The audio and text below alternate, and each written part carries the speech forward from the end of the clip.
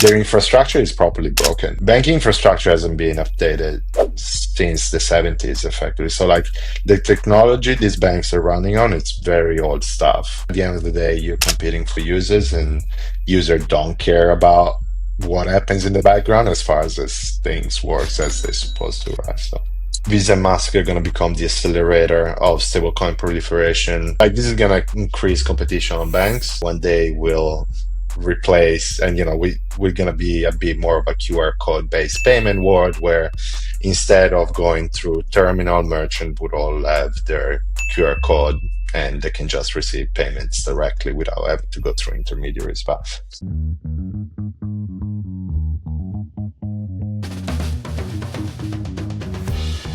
hello, everyone, and welcome to episode 76 of Colors of Web3 and Entrepreneurship. My name is Lum, your Web3 host. For those of you who are new to the show, Colors of Web3 and Entrepreneurship is a show highlighting the journeys of builders and innovators in Web3 and entrepreneurship. Some topics, especially in Web3, may get technical, but we do our best to keep it accessible for most people. Here today, I'm joined by Bernie Bilotta. He's the founder of Stables.money. Bernie, could you give a quick introduction about yourself? yeah, of course. Hey, Lam, good to be here, and thank you for having me. I'm Bernie, co-founder and CEO of Stables. Always been building in fintech and payments my entire career. Prior to starting Stable in 2021, I've been in payments, and that's basically how I think I got fascinated by stablecoins in unsuspicious time. Previously, before starting Stables, I was in building buy now pay later at a company called Zip, which started as a small fintech company located in Australia to a behemoth global buy now pay later company globally. And almost like in the journey of working as a product manager, in fact, in payments, and more specifically mobile products. That's what I was responsible for. That's how I got excited about stable coins. I think like before a lot of other people, because almost if you think about the payment background and the fact that I was dabbling in crypto, and I've seen the unlock of what stable coins could have achieving, being like better form of money, and like that's putting 1+1 together. That's how we got here today. Nice, awesome, wow! Sounds like you had a lot of experience in both the fintech and crypto industry. Yeah, maybe let's even walk back further a bit into your history. Maybe feel free to pick a point from like when it defined your career. Maybe it could be from like university time to first job after college, and then walk forward up until the present day. Yeah, of course. A bit more. Yeah, so I finished university. I graduated in accounting and finance. So I've done almost like all sort of derivatives courses, accounting management, and not because I was like so much interested in the topic, because I found it pretty boring, but because I wanted to understand how business worked from the inside. And so like by literally understanding how business work, then my dream, quote unquote, always has been to starting my own business. I guess I was like lured initially like by the bells and whistles that you get from like the entrepreneurship journey, and then when you're actually doing it, you're realizing it's actually much harder, but still rewarding. So yeah, I finished university. I started working straight after in a startup called Pocketbook. I don't know if many of your audience knows the company, but like otherwise, it's like, to put it simple, is a personal management finance app that would allow people to connect their bank accounts, and then we would scrape all the data and index it in a way that would give people insights into where the money was going. Like similar to like what Mint.com did in the US, I'd say in the early 2000s. And so this is an app in Australia, right? In Australia, yeah. Okay. So this is an app in Australia that got quite popular. We had about 1 million customers, in Australia. So, if you overlay the user base that we had versus total population, about 20 million people, it's quite significant in terms of penetration in the market. Like we were very, very well regarded, and very much so helping a lot of Australian achieving what it was at the time the dream, similar to the US. This here in Australia, there's this thing about the owning your first home. The Australian dream is to have your own home. So what Yeah. people do, in fact, is like they end up having a lot of mortgages across different banks, and then it becomes very hard to go and check exactly where you're standing financially and where things are at. So we were the first to basically build this sort of aggregator where you can go and connect all sort of apps, credit cards, and whatnot into one place. And so that got a bunch of fintech and banks excited because of what we were doing. And so that resulted in the first fintech to fintech acquisition in Australia history by this buy now pay later at the time, which acquired Pocketbook in 2016. Um, so at Zip at the time, like it was an up and coming buy now pay later. We were competing with another buy now pay later. Also, funnily enough, both CEOs went to the same school here in Sydney called Afterpay, and we had Pocketbook because we built this mobile product. We were like mobile experts, and so we kind of got repurposed then to the Zip mobile team because Afterpay had a mobile app, and Zip was only a web browser at the time, and so we needed to shift to mobile as soon as possible. So basically, as a function of that, I was leading the mobile team at Zip from no app to apps with tens of millions of customers, billions of dollar So entity through the Zip is rest. Zip's like a banking app, financial app, fintech. Or It's like a buy now pay later, yeah. I don't know if you okay, know what buy now pay laters are. It's like call it no, so in Japan you would know credit cards. What yeah, credit cards do, however, is like they're very predatory terms. mm. So buy now pay later is like call it like the new upgrade of credit cards. It's just like always interest free.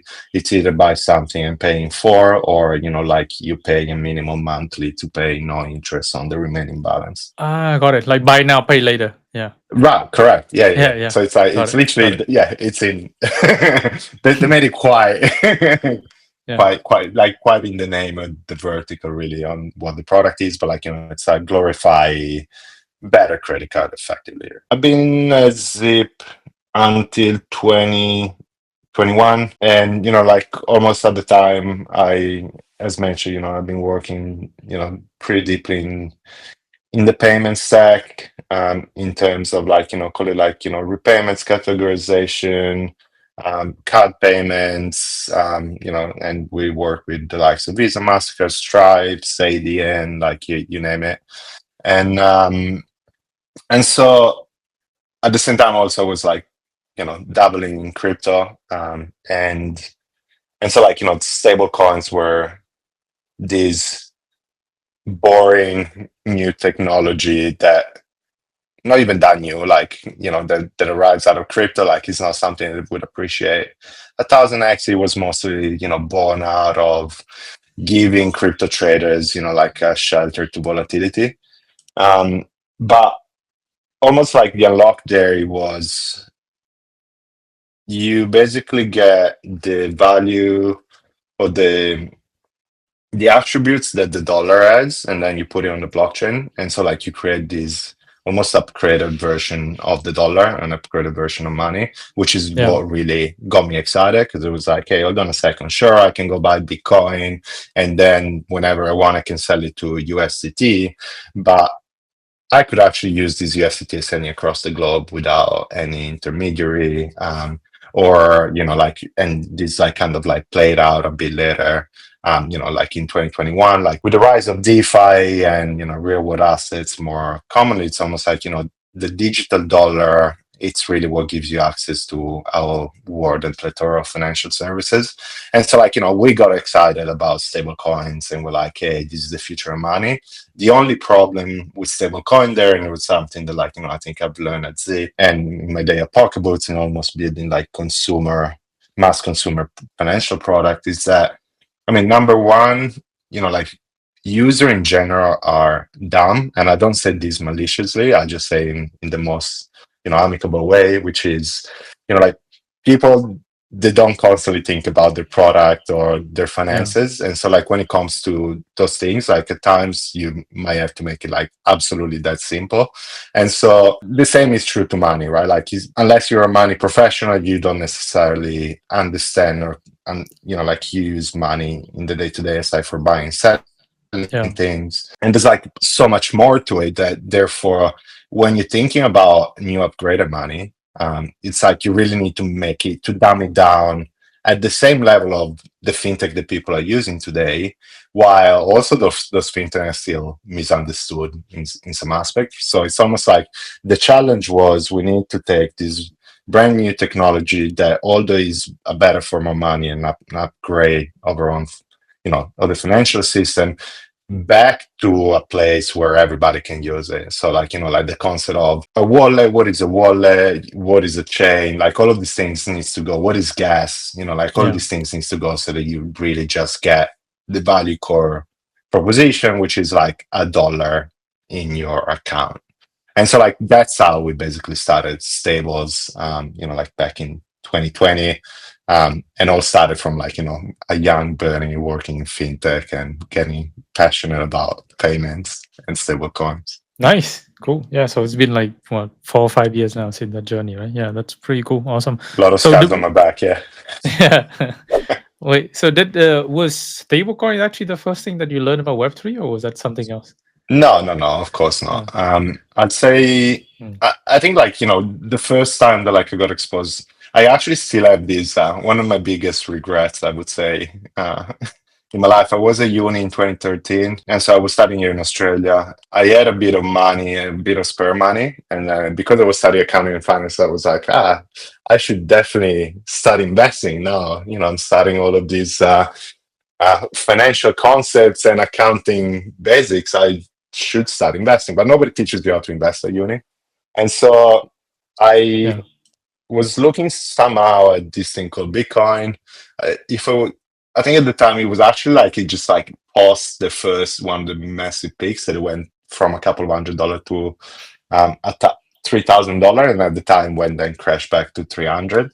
And so I still had I remember my old laptop, like, and this was like years and years later. I had this pinned Coinbase page where BTC was at $235. And Yeah. at the time when I was a kid, I was like, I'm either going to go buy Bitcoin, which sounds super interesting, or I'm going to buy this mining stock that is here in Australia. And I ended up buying the mining stock that went to zero. So, and if I did buy Bitcoin at the time, like I probably wouldn't be doing much right now. So, I see. unfortunately. Yeah. Oh, yeah. Oh, good. I think many of my guests also had the same problem, but I actually will think that it's really hard to like just hodl and hold though through like all the different Oh, emotional for wave and sure. cycles, right? It's actually like you have to have like I don't know, you have to have like super diamond hand or something, or like you have to 100%. lock up your seed phrase or whatever it is in like maybe in a closet that you cannot open for like 10 years something. Yeah. Yeah. Otherwise, I don't think it's true because But I think it's whoever, also right? like very hard, right? Like it's like it Yeah. depends what you buy, because like there is Yeah. a difference into like the quality of asset that does matter. And so, Yeah. like if you were buying Bitcoin then closing the closet, that's great. But like if you were buying one of those, I don't know, 2018, or even like one of those, not all of those DeFi coins, but some of those DeFi coins, and then Oh yeah. locking in a closet, like now it's zero or like near Yeah. to zero. So like I think I think Exactly. it's not as simple as just like even just diamond ending stuff. It's not gonna get you incredibly rich. I think it's you gotta buy the right thing and then being very disciplined and good and not selling it. Yeah, exactly. It's true. It's just Yeah, really tough. So yeah, I it's a don't think minefield out there. human. Yeah, Yeah, exactly. Yeah, that's why that's why every time when I see on internet like, oh, if you bought Bitcoin in 2013, like $1 today be worth it. I don't know, whatever, 10 a million or something, whatever. I don't know the math, but yeah, I think it's like a fallacy there. So the tackle. Cool. Yeah, cool. So before we deep dive into comments, just wanna ask a fun question. Like what can you share with us what do you do for fun in your free time? Your hobbies? I mean, I honestly don't have a lot of free time as much as I would like it to do. And it's like I literally mostly like try to sleep or go to the gym when I'm not working. Nice. That's pretty much my life the past 5 years. Oh wow. And yeah, and a lot of traveling. But Yeah. that's yeah. I don't think that's my hobby though. I'd love to say, meditation, yoga, and something else, but it hasn't been the case lately. So I mean, I have to respect the dedication. Yeah, but I think that's what it takes, right, to get to a point. Yeah, grit and determination. So all good. So yeah, and a bit of without uh, disillusion as well. yeah, You yeah, gotta be I think delusional. so. Yeah, I think so. Actually, I've heard that you have to be somewhat of a contrarian, right? Oh Like yeah, in your I'm point of really good view. at that. Yeah, I'm really Yeah, good at yeah, yeah. that. Because like in 2020, when you said you began stable, like who would ever thought about like stable coin becoming so big, right? So it's kind of Mm. like a contrarian view at that time, and now it's like almost everywhere stable coin Yeah, in the no, Web it's three like anyway. definitely not contrary. Yeah, for sure. Yeah, exactly. So like you had to hold that viewpoint back in 2020. So it's a I tough mean, one but to you hold could at have that all time. the wrong, like you could have had that point of view, and then all the wrong stable coin that went to zero, right? So it's like Yeah, similar to what I was saying before, right? Like it's like you might be yeah, directionally correct, but you still might get wrecked. And so, yeah. yeah, It's true. Yeah, like which stablecoin you should believe or hold into. I mean, now we know right. like the top three are like what Circle, Tether, and Etina, I think, or Dai. Yeah, I Yeah, guess it's like some of the big one. Anyway, cool. Yeah, so I think that's make the perfect segue to dive into your company Stable. Feel free to share with us your website demo or something to help explain the product. yeah, I for think that'd sure. be really cool. Yeah. Yeah, I mean, let me see if I can bring this Mm. up. Nice. Yeah. Right now I'm seeing iPhone mirroring or connecting. Nice. Yeah. Yes, Perfect. we go. I mean, it's me mirroring it. Yeah, so I mean, really what we build at Stables is what you can think of as a stablecoin neobank. So this is like a fully KYC user. You can see details here, account details. So you get, once you KYC, a bunch of crypto addresses, and also you get some, like fiat addresses. So this is an Australian bank account, an European bank account, an American bank account. And Oh, cool. so So it opens all the really, bank account for you? right. Yeah, that's right. Oh, So what you can nice. do is I mean, of course, once you have no balance, you got to go and top up your account. So you can put stable coins. We support a number of stable coins on, a number of different chain. And once you have funded your stables account, then you can go and do a bunch of different transactions. Other ways that you can fund your account if you don't have stable coins already is like you can tokenize your card, and then it gets you into a, like card experience where you can buy stable coins, where it gives you a breakdown for the currency you select. You continue, it gives you, you get to enter your security code, and then you face ID, and that would kick off the purchasing process. Or you can also, as For the mentioned, on ramp, utilize. for the on Yeah, ramp, I guess that's with to another company, right? Like what's the name? Like some on ramp company to that power that that. Is that is right? true. Well, no. So like we're doing with like the card acquirers directly. So like we are Okay. the on-ramp company in this case. Oh, okay. Yeah, Gotcha. yeah. Yeah. So because like the other thing that we've done that it wasn't very consensus is we a licensed business in a bunch of jurisdiction. So yeah, with stable coins and regulated. Ah, got it, got Back it. in So like 2020. a Yeah. yeah. Okay. Ah, I see. So you mean like a money transmission license or Right, something yeah, like that? yeah, Okay. equivalent. Yeah, crypto Gotcha. Yeah. exchange license and money Yeah. transmission license. Okay. So, yeah, otherwise, we also give you a virtual bank account in a number of jurisdictions. So, this is a unique bank account routing number, bank name. You go into your banking app, you deposit here, and then the money gets credited into your account into stable coins. So, now you have a balance with stables. What you can do is you can send funds. So you could add a recipient, and through the recipient, you can either, of course, send it to another stablecoin address. You can send it to a bank account, or you can send it to a mobile wallet. So say you want to send it to a bank account, you could select, bank of choice. Uh, so in this case, I'm putting adding this bank account now. It's basically a Venmo-like experience, right? So I want to Nice. send uh, 10 AUD into this bank account. So, like it gives you a conversion into stablecoins. You continue, you say for dinner, Okay.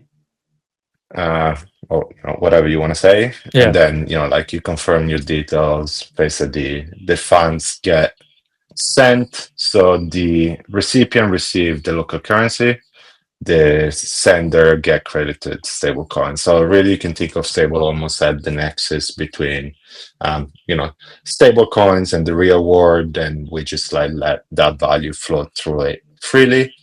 Nice. So And basically, lastly, you can send money to people with like regular bank account, like for right, yeah, dinner, like you said. Yeah. 100%, yeah, What 100%. what And would be then the fee for that? Just curious. Yeah. it depends. Depends. Okay. Like usually there is there is a processing fees, which is like, call it a fixed fees. Usually it's about $1. And then there is like, a spread for the transaction depending on which pair. Call it the more exotic, the higher the spread, just because those markets are more volatile. But yeah, that's Makes sense. pretty much it. And then lastly, we have a card that allows you to spend stable coins in store and online at 140 million merchants globally. So you can see, like you can call Uber. So like this is effectively, you can go grocery, so it gives you a UD exchange rate and you pay in stable coins. And really, you can use this globally. So let me see if I can bring. I should have a grab transaction somewhere around here.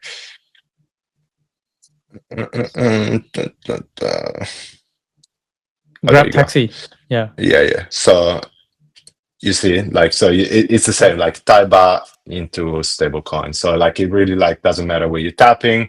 Basically, stables again act as the gateway between like your stable coins and the real world. We make sure that the merchant receive local currency, and we making sure that a user can pay using stable coins. So this is like the product where is that today. This is like the when you receive money. I don't know if you've seen that, but it's like a Nice. little animation for when Oh, money it's just. lands. Oh, okay. This is like. Was that recent? Oh yeah. Yeah, I did just now. I just received a top up. Oh, Um, okay. Cool. yeah, into my account. Um, Nice. and so now this is basically called like the foundation of what we think mobile first stablecoin neobank looks like. So you need to have the ability to access digital dollar. You need the ability to through digital dollar to send money globally, and then you need the ability to spend digital dollar. What we're doing next is the ability to incentivize any sort of money movement or um, flow of value through the product through stables points. So, like think of it as, credit cards use points to incentivize user behaviors. There's no reason why stables cannot utilize a similar model to incentivize all sort of transaction that are revenue generating through the stables app. And then eventually these might, if you if you're an OG, you might convert into something that's a bit more crypto native and gives you access, like almost like the token flywheel, connected to points. I So see. like it's almost like, think of it as a neobank with then the crypto token flywheel attached to it. So that's what we're thinking about, and that's what we actively working on. I see. With the card that you just share with us, so it's both virtual and physical, right? At the moment, it's only virtual. Virtual. Okay. We're working on also like, after rolling out the funds, we'll be working on releasing the physical card as well. And that I will see. come in like the plastic format, and then there's going to be also like a metal premium format that will do some cool stuff. Nice. Yeah, that's super exciting. Sounds like so. I mean, I think we kind of skip over the registration process, but I think it's relatively simple, right, for a user for this. You just like maybe a phone Yeah, number so input and then yeah, right, yes. So usually like we asking for a few details and then the usual KYC, KYC. Okay. which is like selfie, ID, Mm. and a few questions, and then you basically get access to the platform in its entirety. Makes sense. Cool, cool. And then yeah, and then you already have on ramp built in, so that's super easy. People can just say, And yeah, always mm, increase, always getting more and more, rails and country supporters as well. That's a never ending battle. nice. When you said more countries supported, like more merchants globally, or is it like more bank Like accounts? more currencies, more bank accounts. Yeah. Nice. Okay. Makes sense. And right now, the main stable, I mean, if I understand that symbol is like circle, right? That's Yeah, so I mean, it's like we're pretty agnostic in terms of okay. stablecoins and what people want to like. The way that we see is like Got it. it's a digital dollar is a digital dollar. Got So it. we'll take any of these stablecoins and then credit one digital dollar to your account. Got it. Got it. Yeah. So abstracted that. So they can deposit any of them, even PayPal, Right, USD. I see. right. Okay. Yeah, even PayPal USD. Yeah. Yeah. Nice. Yeah. I've never seen anybody use PayPal USD though, but so I would be curious to because I don't think, I don't know. Maybe it's just only for PayPal. Yeah. But yeah, Yeah, I mean, I think it's like, makes sense. yeah, it's like they have like strong network effects, and I think that's actually what's going to happen next, and that's probably already what's emerging in the market is everybody's going to have their own stable coins, and Yeah. it's going to be even more and more chains, and so I think like products like stables are becoming extremely important to kind of unify the otherwise very fragmented stable coin world where Stripe US dollar won't communicate with PayPal US dollar, they won't communicate with Walmart US dollar, won't communicate with Alibaba US dollar. So like Yeah. I think it's like you almost need something that is able to kind of a machine that is able to accept any sort of stable coins, a dollar, and give you a dollar for a dollar, and then we in the back end, because of what we built in the infrastructure, we can go to each and every issuer and business necessary and convert them for actual dollar when needed. Yeah, I think that makes sense. So kind of like the solving the inter off of stable coins, right? Because as obviously Yeah, there's yeah. more I stable think it's coins, that there's the more variation. different layers as well, right? Like you can Yeah. think of, we're kind of solving the UX for Mm. stablecoins, which in some form and shape, it could also be the interoperability, but also like, there'll be like more orchestration platform that's solving the interoperability, but they don't solve for the user experience. Like we really want to be at the top. We want to be at the user experience level. And I think it's through user experience that you actually solve interoperability, because then you can do things in the background to make sure that that works. And that could also be with people that are actually just working hardcore into orchestration or interoperability. Yeah, yeah, for sure. And I think, I mean, if you can abstract a lot of those complexity, for both of us being in Web3 for years, I know that like one of the main pain point for users is just a lot of these complexity, right, with navigating Web3. Yeah, it's a really tough one. So I think, yeah, especially like what, for example, even like what stable coin, what network do I deposit in? Like, how do I even use this? Like, what is a wallet, right? So yeah, those are 100%. Yeah. yeah. If you can, the more you can abstract away, I think the easier. And I like that you guys just like a dollar is a dollar, right? Doesn't matter. It's like USDT or Circle and or DAI because Or it's PayPal USD. yeah, PayPal USD exactly.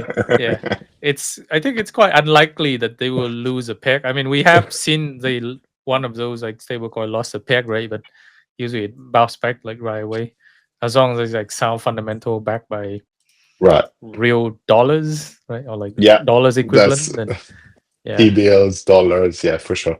As far yeah, as it's yeah, not algorithmic, I would say we yet to crack the algorithmic stablecoin properly. I got it. think that's a very interesting challenge, not for me to Mm. solve though. So Okay, I think interesting. that there'll be like smarter people out there that maybe they can try and solve it.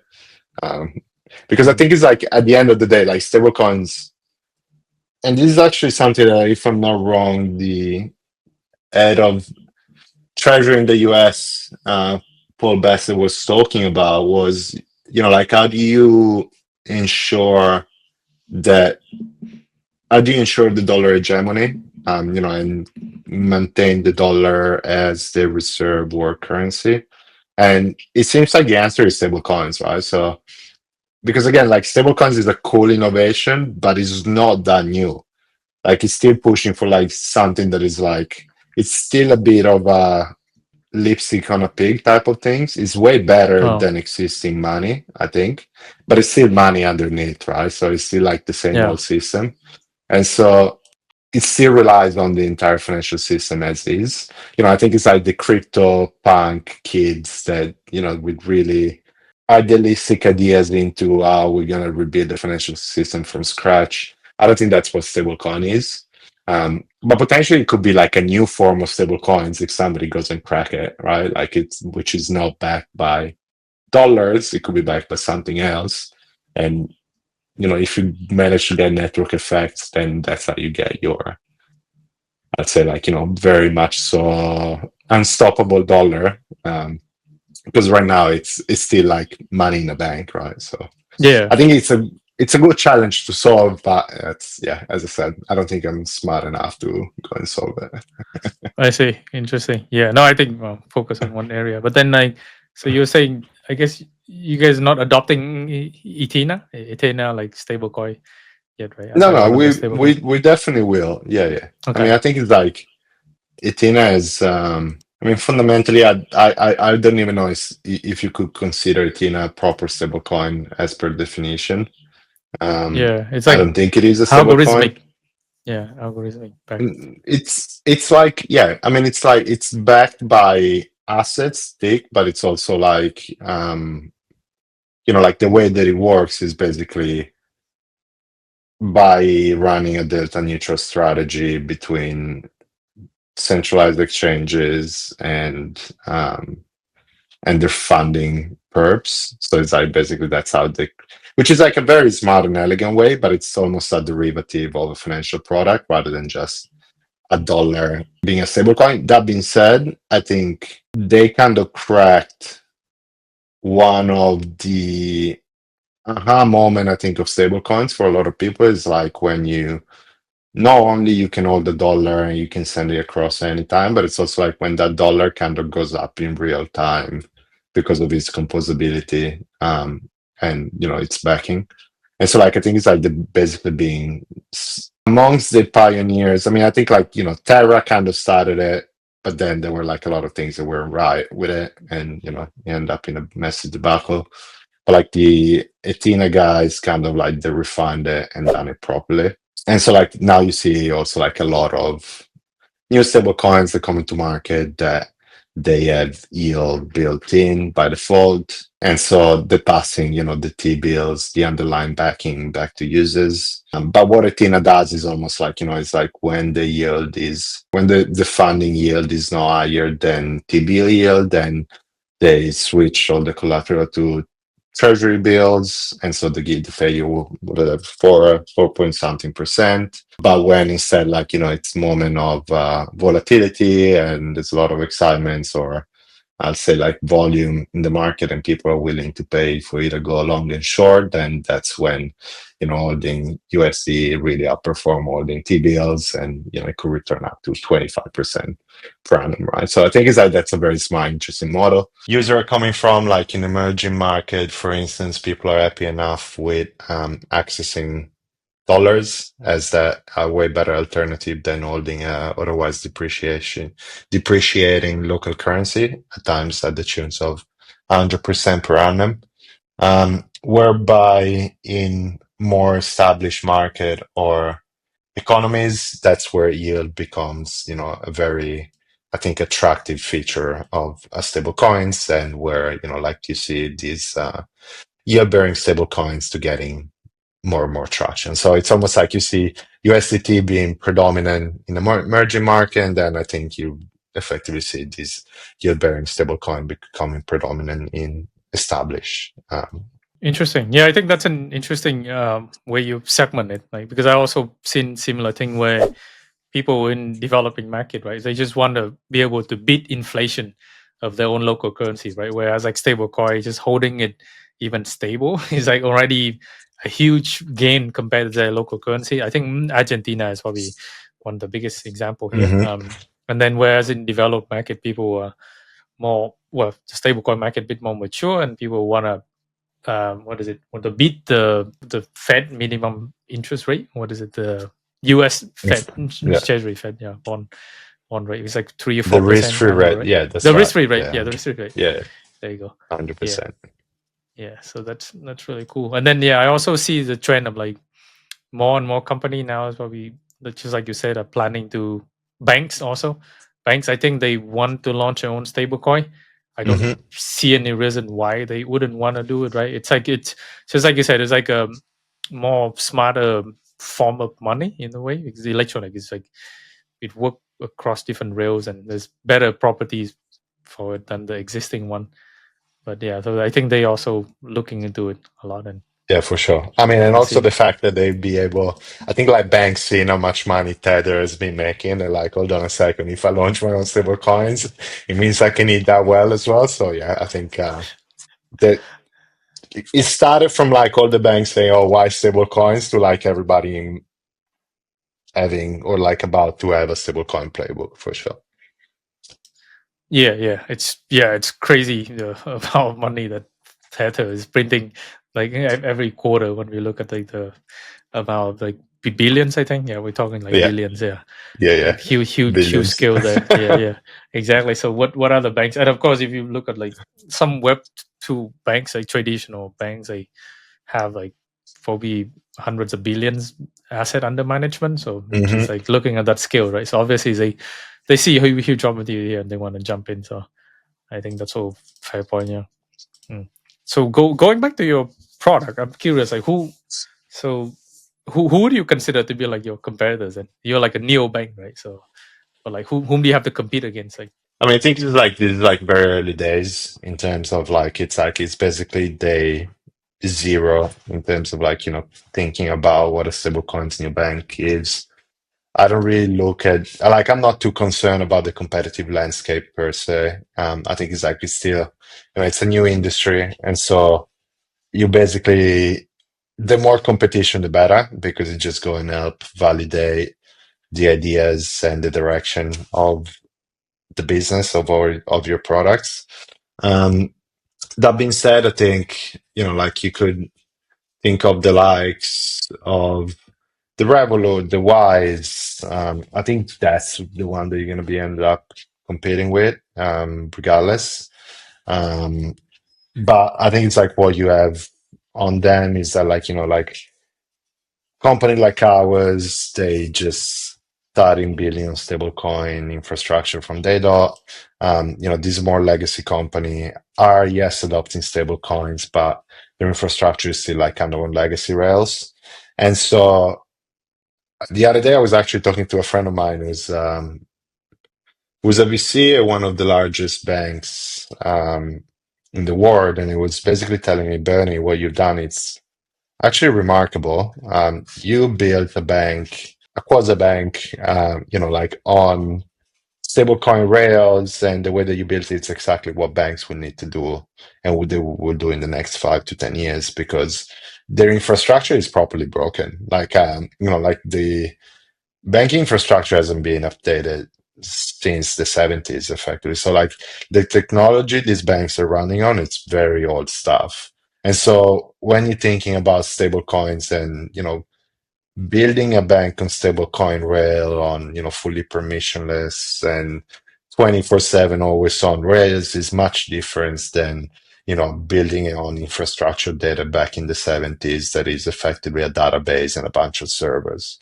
And so I think it's like that's really one of the most exciting thing. But that's like only like I guess like technical people would understand. At the end of the day, you're competing for users, and users don't care about what happens in the background as far as this things works as they're supposed to, right? So it's true. And like I mean, from what you said, like user, they don't really care, right? It's as long as they can use it, the money work. I think most users are very already familiar with like the Web 2 card, right? I mean, debit card and Hmm. credit card, how it works. They just want it to work. They don't really care whether so if you can integrate and make it work, then they just happy. And then so I think I'm just kind of speculating here, but I think from a lot of consumer point of view, they look at like what, because the credit card industry in Web2, in my opinion, is really mature. It's actually Hmm. extremely mature, right? You actually Yeah. see like, for I used to live in America a long time, so this is actually like I also I use a lot of credit cards too. So also speaking from first-hand experience here, like credit card companies, they actually willing to give you free money, right? To like entice you to use a card, even if you pay off all of it, they still make money from the back end somewhere with the merchant, right, or from some other Yeah. sources. Yeah, so even that's why for a user, even with perfect credit score and everything. So I guess like But what I'm also, trying to like, you say, gotta yeah, think about they have worked out what is your LT, like your customer lifetime value. yeah, And so while they might have a subset of customer that always paying back their credit card and very, very diligent, the mm. majority of customer they're still not. So that's where they're making most of their money, right? Yeah, it's true. I mean, and with the ridiculous interest rate, yeah, I'm sure Right. Yeah, the yeah, yeah. quants and data scientists, yeah, 100%. Yeah. yeah, yeah. So that's why you have the bad credit and then the excellent credit. But yeah, Yeah. also the rates are pretty extremely high. We're looking at Mm. like 15 to 24% APR.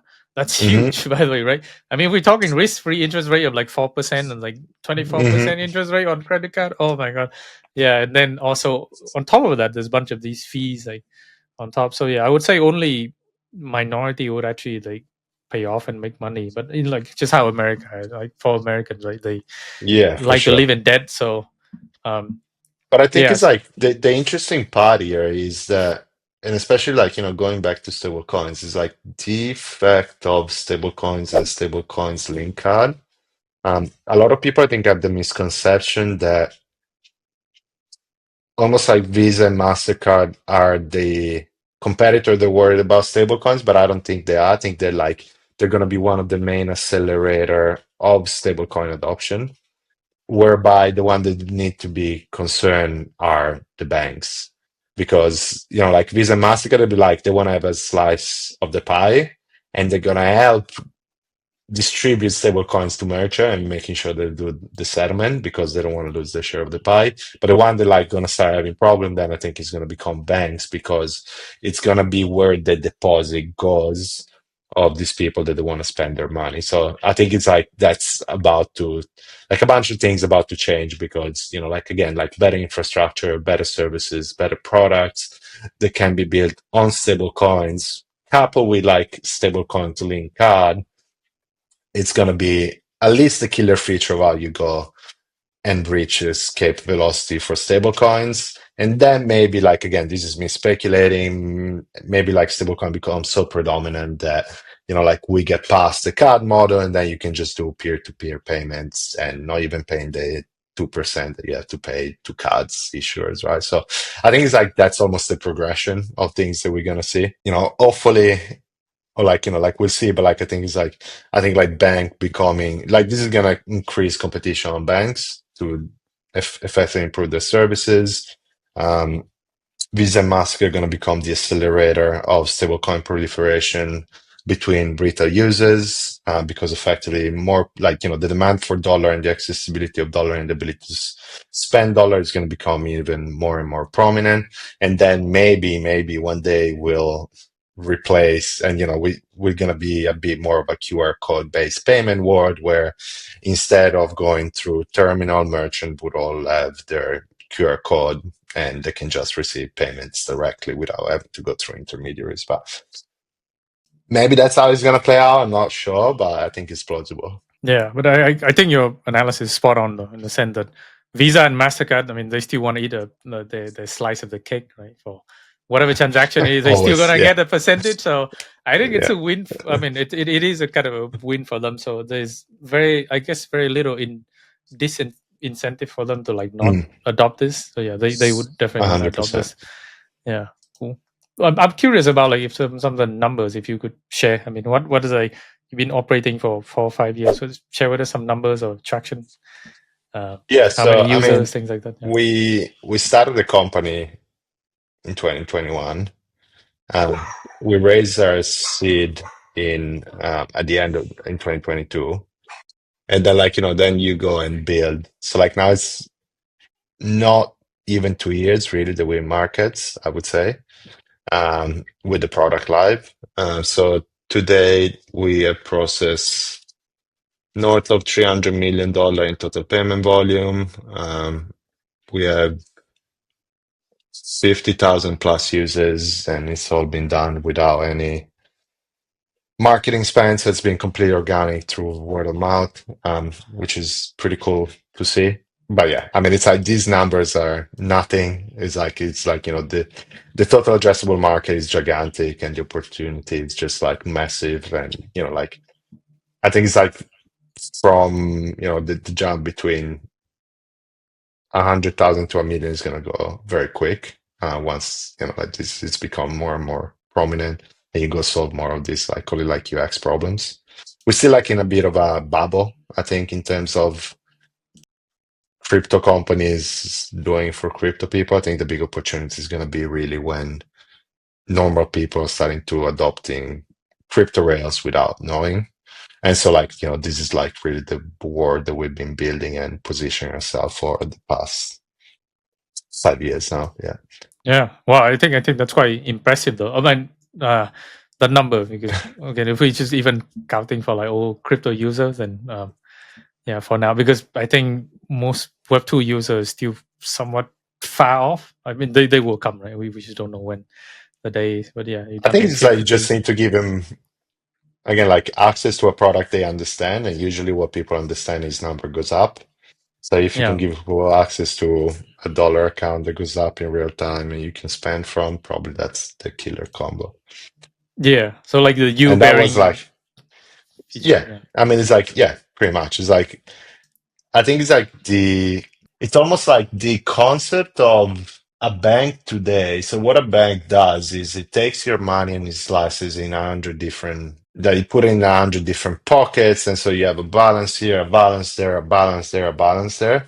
But so I think the magic of stablecoins is like you can have one balance that does it all for you. And so you could have like a balance that goes up in real time that you can spend from and that you can maybe borrow against, right? Like, so I think it's like all of these featured together because of the nature of a composable dollar, a modular dollar that you can use to generate yield or do any sort of activity or access any sort of product that's like super super powerful. And so if you can package that in one interface where it's just one balance to do one thing and it's super safe. And then, of course, you can put your money into other things that do different things. But, like, the concept of unique balance that goes up in real time you can spend from, I think is a match. And I think that that will convert the normies because that is better money than what they used to. And, like, nothing has changed, right? Like, it's still the same card, it's still the same experience when you go and buy things. It's still the same concept of a dollar, but this dollar has magic property. It's like magic internet money goes up in real time, which is pretty cool, right? And so I think those things are really the big 0 to 1 kind of experiences that, like, again, if packaging the right with the right angle, the right user experience, then it can really, I think, like spread like wildfire in the normies, quote unquote, world. yeah, yeah. I think that makes sense because right now, I mean, from my understanding, some of the, if you want to earn like high interest, I mean, high interest for banks is probably considered like maybe 1-2%, right? Even if you're Yeah. talking like huge, we're talking like millions and millions of dollar depositing in here, right? But whereas in our Web3 world, I think nowadays a lot of the, I've seen some of the yield, right, on some DeFi vaults and things like that. Obviously, some of these could have some potential risk in there, but APR could be anywhere from like 5 to 10%. Mm. Quite Yeah. reasonable, right? I think that's You can go reasonable. Yeah, higher too. Yeah. You yeah, can, it depends like how spicy you want it, but like, yeah, definitely I yeah. think it's like now the landing rate is sits at about I think 8%. But Mm, again, like that's very cyclical, right? It's not always the yeah, case. But the fact that, in time of exuberance, you can access high yield on your stable coins. And again, like you got to make sure you know where you park the stable coins because it wouldn't be the first. Like it's like we've seen that many times over. You're parking in the wrong place, and then these stable coins get rehypothecated 20 times over. You actually don't know where the money. Like it's almost like it's new money, but it's always have this old problems. And so, especially, like you look at the Celsius, the FTX, like it always depends. Like this permissionless protocol that you can go and put into, and you always know where your money is. And then there's like black box solution. So I think it's like you got to be careful where. Of course, you go and put those money, but like definitely the opportunity now is almost like anyone can access the risk-free rate, which is super cool. Like imagine before somebody just wanted to access dollar, never thought about accessing yield. Now you can access dollar and also access yield safely. And before, for you to be able to access yield, what you have to do is like you got to open up a broker account, minimum deposit 100K US to buy T bills. And so like very inaccessible. Now you can open up a wallet and you can buy a dollar that goes up 4% in real time at the risk-free rate with literally no minimum requirements. Like that is magic shit. That is crazy. And so like that, those are the type of experience that I think like improve the experience of money globally. As like some of the things that I get super excited about, like I might sound like a nerd or like pretty boring, but like it's like, oh yeah, money goes up 4%, but like it's like the unlock that happens globally for the people before we're unable to access it. I think it's pretty big and pretty transformative when it comes to giving people access to tools that before they wouldn't be able to access it. And so yeah, I think it's like stablecoin's pretty cool. Yeah, yeah. No, I think absolutely. I think we would. I think what you were referring to, like the accredited investor, right? Or like people Mm, with money, right? So people with big money, they already have access to these like financial instrument that can grow, well. But obviously, those are like minority in e- every country, whether America, Australia, Japan, right? That's always a minority. So now, if we're giving this like decentralized access to 90%, 99%, 95% of the population, then yeah, then I think we got a pretty strong case here for it to work. Yeah, very that's cool. Yeah. yeah. That's super exciting. Cool. So how many people are like building in your team right now? Like how many people are building money or I something? think we're about, say probably about 20 something.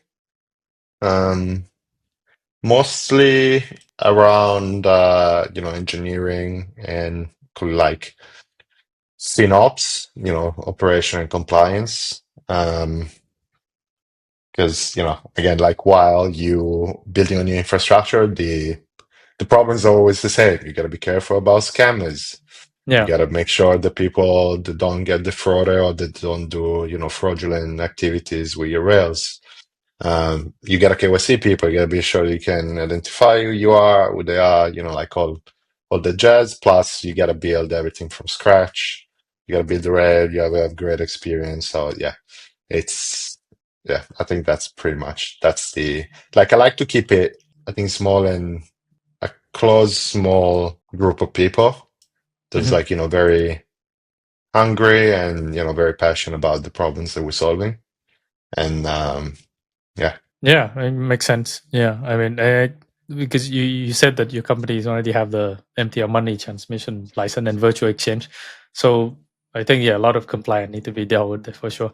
So Yeah. if I understand correctly, then your business model is like you take a percentage of the fee. Is that correct? Because you Yeah, have that so license, yeah. it's 100%. Yeah, so it's a transaction-based business. So, whenever you move money, basically you get charged a little fee. Other things that we're looking at introducing, it's almost like, subscription and, new services with different tiers of subscriptions, such as, like you might get physical cards and then you get higher points, with higher tier of subscription, cashback and whatnot. But yeah, the idea is like almost like a transactional model plus a recurring model. Yeah, makes sense. Yeah, cool. Yeah, so yeah, that will probably help them unlock and get new people in as well too. With the new model, exciting. Yeah. So I mean, sounds like everything is going well, but I'm always curious. Like being a startup, there has to be some challenges and like Oh, hurdle that every you guys day, face, right? Yeah. So every what day. are those?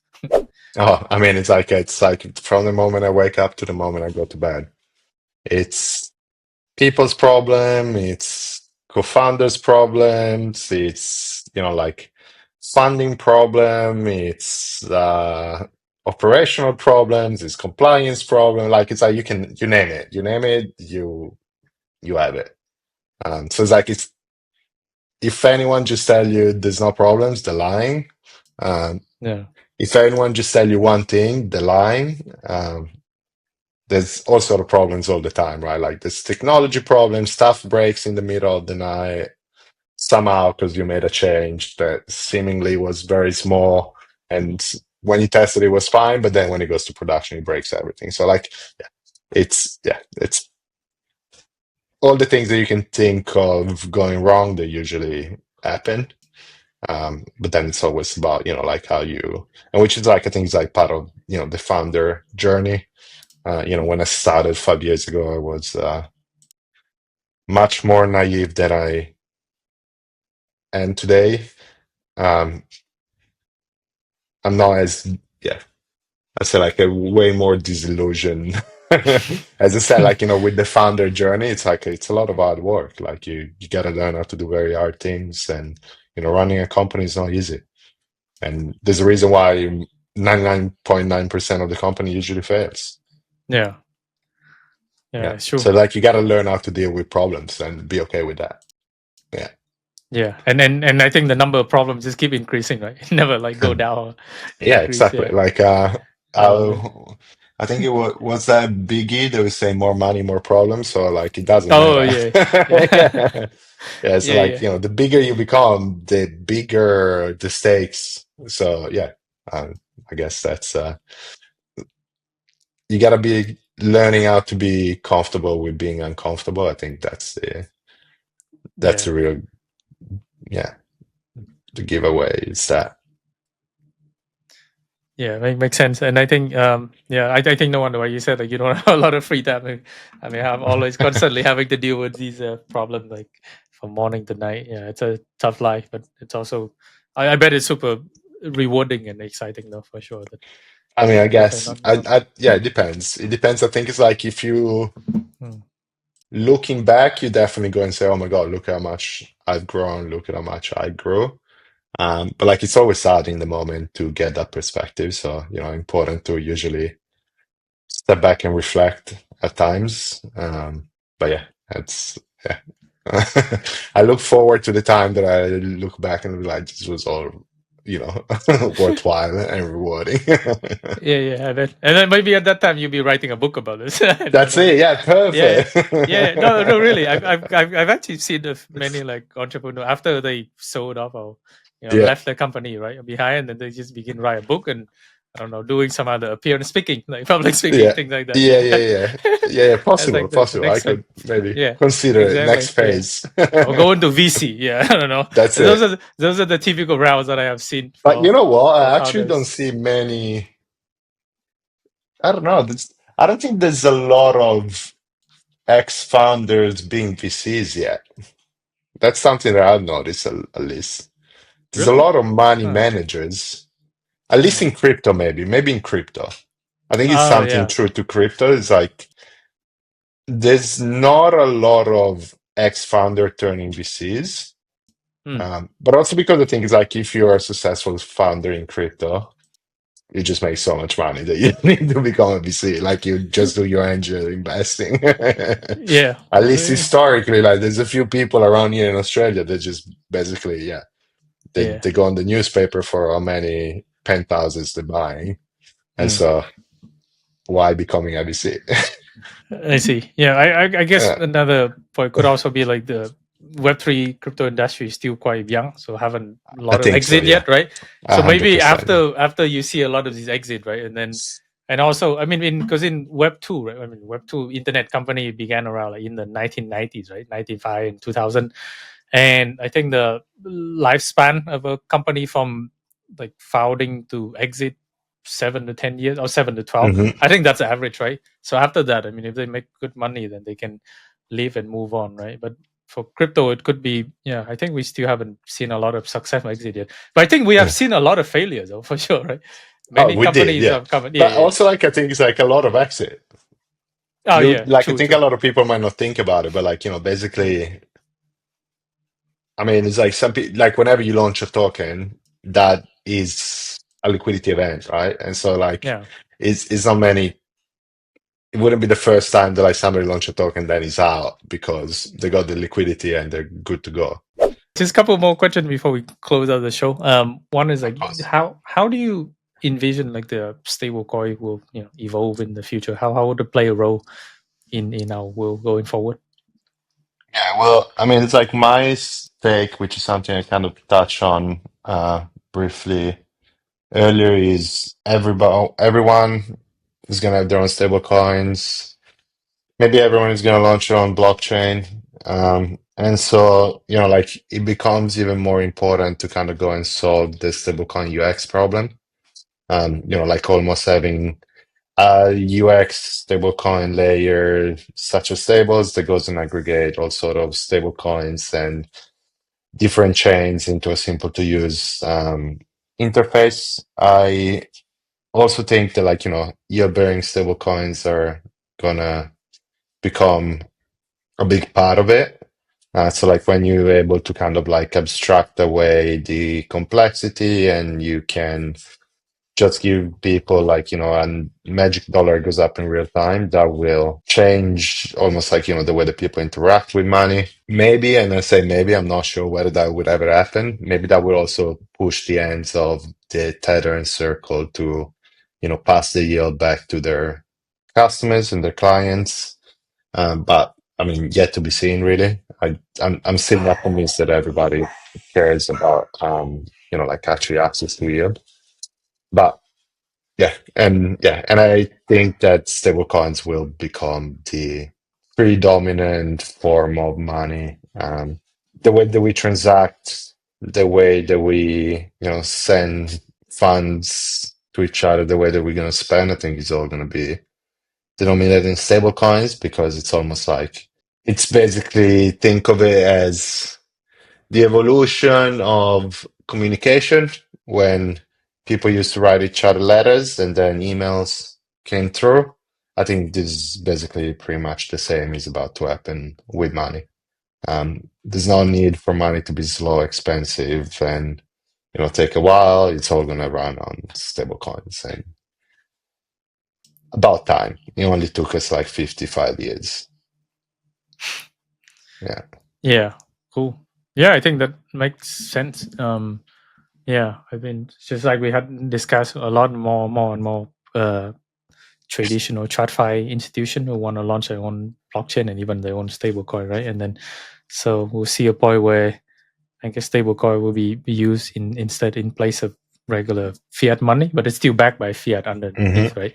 Somewhat. That's what we'll be seeing, and yeah, so really looking forward to that day when it comes. Cool, cool. Well, since you've been building in the Web3 space for so many years now and so many lessons you have learned, could you share some of the advice for people who want to start their own Web3 company? No, think about it twice. No, I mean, jokes apart, jokes apart. I think go do it. Um, there's a lot to be learned. Most of the time, I think it's like you are your worst enemy.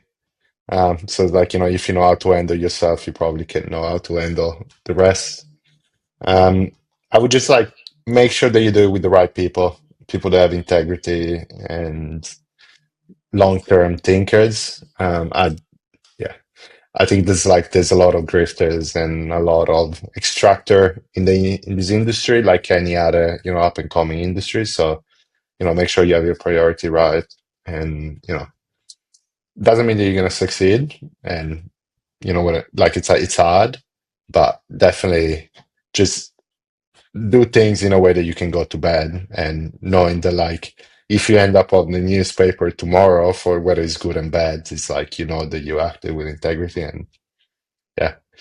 Just going to have fun. Try your best.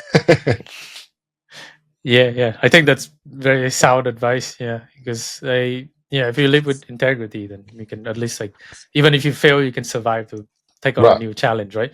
But if you have a bad reputation, then I think that's gonna stick with you for a long term. And Yeah, I think for sure. our reputation is super important, especially in an industry full of grifters and extractor, like you said, and so much scams also too.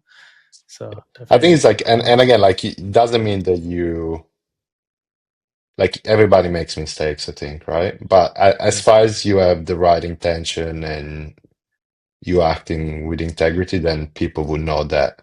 Like, I think it's like it's well understood out there that like the thing, like starting a business is never easy. And so, like there's the fact that you do it and you try and doing well is like it already earns you enough street cred. Um, and that's all you need to do. And yeah, like one of my favorite person says, like, play long-term games with long-term people. That's it. Yeah. yeah, it's true. Yeah, with especially I know crypto is very fast moving and people want to just like a quick 5x 10x, but yeah, I think the fact behind a lot of the building that people don't see, that like building a company takes time, grit, and determination over years, right? And a It's lot not of something, patience as well. a lot of Yeah. patience. Yeah, Yeah. exactly. I mean, you began like this company around the time when stablecoin like, was not that much ubiquitous, but now it is. Like now it's like become much more prevalent in our industry, and so you had to take a huge contrarian view that time and took a lot of risk as well. So nice, awesome, cool. Yeah, final question: where can people follow you? Feel free to share any links that you want people to follow and give a shout Yeah, out. you can find us at Stables.money. Otherwise, you can find me on Twitter at Stables.money. Um, I don't promise I'm gonna post very intelligent stuff. Usually, I don't. She posts a lot in terms of what I do, but that's also like one way that keeps me sane, I suppose. Yeah. Yeah. Otherwise, you can follow us on X at Stables_money. Yeah, awesome. Sure, I'll make sure to put all the links in the show notes here so people can Awesome. follow along. And then thank you. Yeah.